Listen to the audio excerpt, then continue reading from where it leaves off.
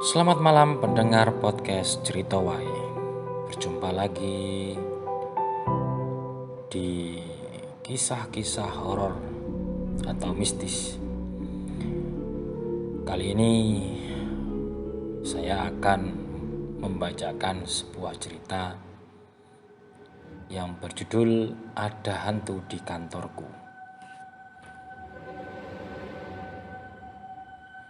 Selamat mendengarkan.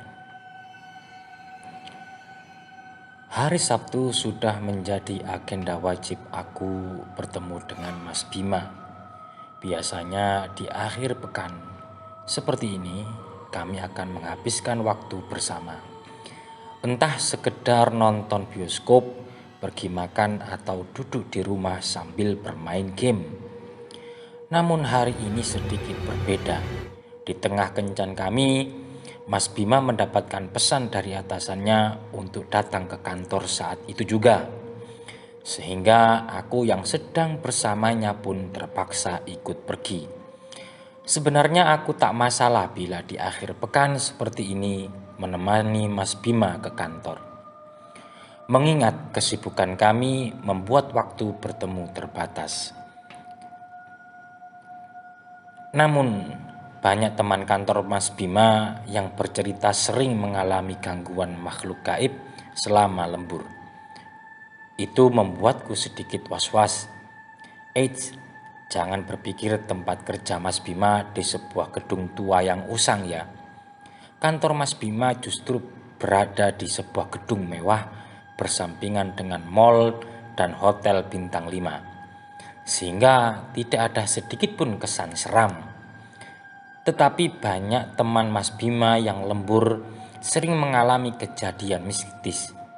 Dari suara tawa hingga saklar lampu dimainkan. Entah benar atau tidak, namun bagiku yang penakut, cerita tersebut cukup mengerikan apabila dialami sendiri. Tenang saja, hibur Mas Bima ketika kami sampai di depan kantornya. Ini masih siang, mana ada Iya Mas, udah gak usah disebut itu nama terlarang, potongku. Ya udah ayo, ajaknya. Aku mengangguk mengikuti Mas Bima. Kantor Mas Bima berada di lantai 6. Biasanya di setiap lantai ada 2 hingga 3 perusahaan.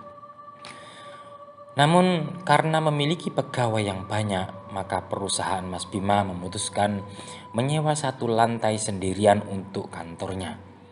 Alhasil di hari Sabtu ini hanya ada kami berdua di ruangan seluas itu. Suasana seram tak begitu terasa, terutama di ruangan Mas Bima yang langsung berhadapan dengan kaca. Cahaya matahari yang terik membuat semua kesan seram dan menakutkan lenyap.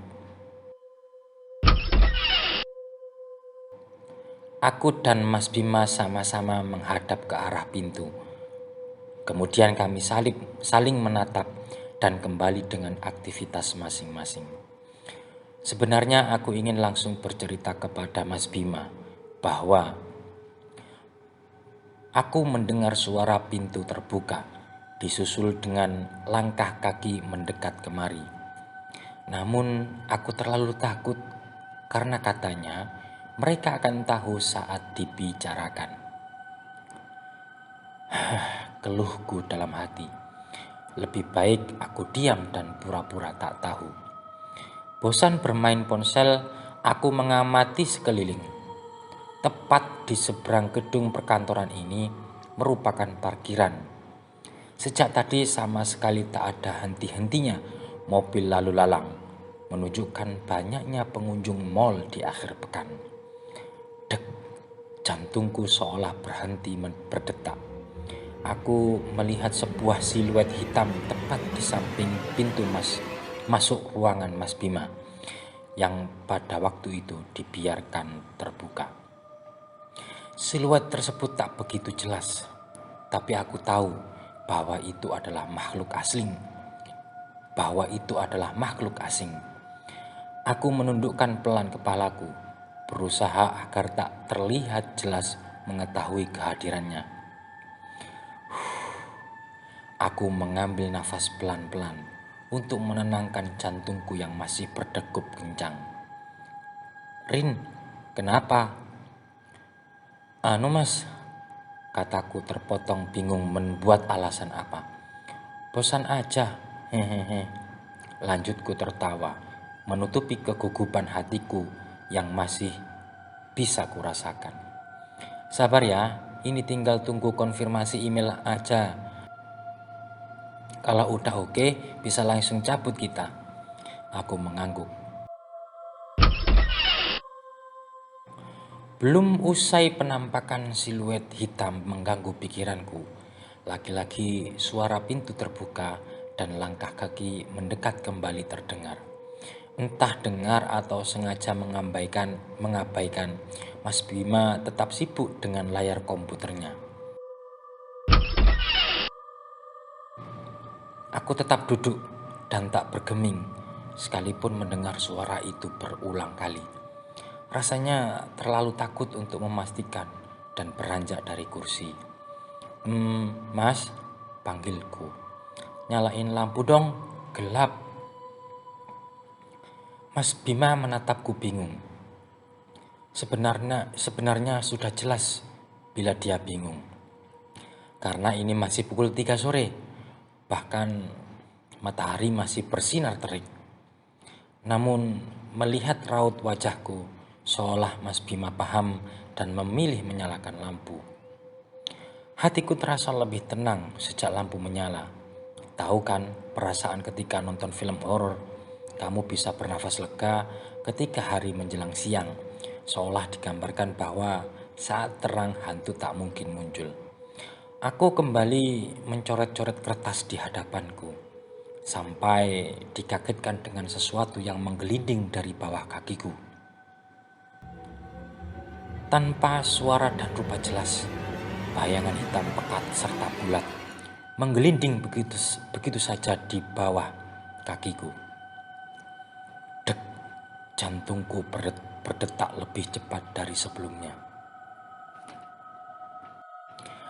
Aku mengambil nafas, membuangnya, mengambil nafas, membuangnya. Namun seolah sia-sia, jantungku masih berdetak kencang dan perasaanku takut masih menyelimuti hatiku. "Karin," panggil Mas Bima, "turun yuk." Tanpa babi bu, aku segera mengambil tasku dan segera menggandeng Mas Bima berjalan cepat keluar dari ruangannya. Aku bernafas lega. Sesampainya di mall, aku masih ingat dengan jelas perasaan mencekam yang menggangguku semenjak tadi. Bahkan di ruangan dingin yang hanya ada kami berdua, keringatku tak berhenti mengucur.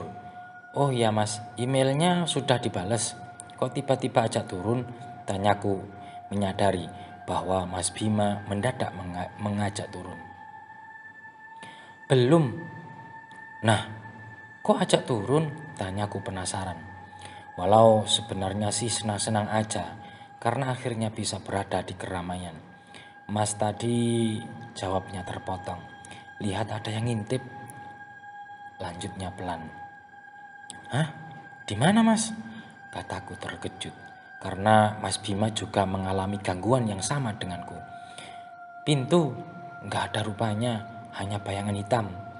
Anehnya bentuknya itu oval, kayak kepala ngintip, tapi hitam."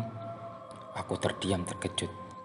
Apa yang dilihat Mas Bima sama dengan sesuatu di bawah kakiku tadi. "Jangan-jangan penunggu kantor mas, karena tadi aku juga lihat." "Kamu juga lihat?" Aku mengangguk, tapi gak berani ngomong, takut. Mas Bima tertawa. "Wah, gila banget loh, ini masih sore. Bahkan matahari aja masih terang banget." "Mas juga dengar suara pintu dibuka dan langkah kaki." "Mas juga dengar suara pintu dibuka dan langkah kaki." "Dengar, tapi yang kedua dan selanjutnya sengaja mas diemin." Aku mengangguk paham. Padahal selama ini mas masih ragu sama cerita anak-anak kantor. Lanjutnya tertawa. "Bahkan si Hadi tangannya pernah dicakar. Mas mikirnya rasional aja, kalau dia nggak sengaja kegaruk, tapi setelah mengalami sendiri, bahkan di siang bolong gini, Mas jadi percaya mereka beneran ada. Aku tersenyum benar. Aku tersenyum. Benar kata Mas Bima. Bila kita tidak mengalami sendiri, mungkin cerita-cerita seperti ini hanya seperti bualan. Tapi percayalah bahwa kita selalu hidup berdampingan dengan mereka. Itulah cerita pada episode kali ini. Terima kasih. Saya ucapkan selamat tidur dan semoga tidak mimpi buruk.